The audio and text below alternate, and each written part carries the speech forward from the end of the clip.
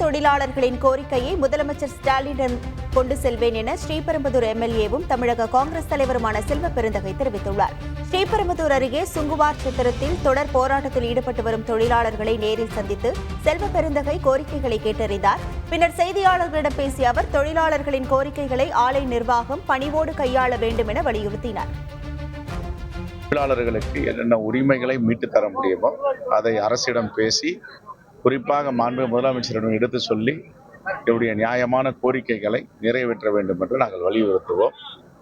அதே நேரத்தில் தொழிலாளர்களிடம் ஆலைகளும் பணியோடு நடந்து கொள்ள வேண்டும் என்றுதான் எங்களுடைய கோரிக்கை. அவருடைய பல அம்ச கோரிக்கைகளை வலியுறுத்தி இந்த போராட்டத்தை முன்னெடுத்திருக்கிறார்கள். ஜனநாயக நாட்டில் போராடுவது தார்மீக உரிமை, போராடலாம். ஆனால் அதை நீண்ட நெடிய காலம் நீடித்து தொழிலாளருடைய குடும்பங்களுக்கும் பிரச்சனை இல்லாமல், தொழிற்சாலைகளுக்கும் பிரச்சனை இல்லாமல் இதை அணுக வேண்டும். செய்திகளை உடனுக்குடன் தெரிந்து கொள்ள உடனே சப்ஸ்கிரைப் பண்ணுங்க.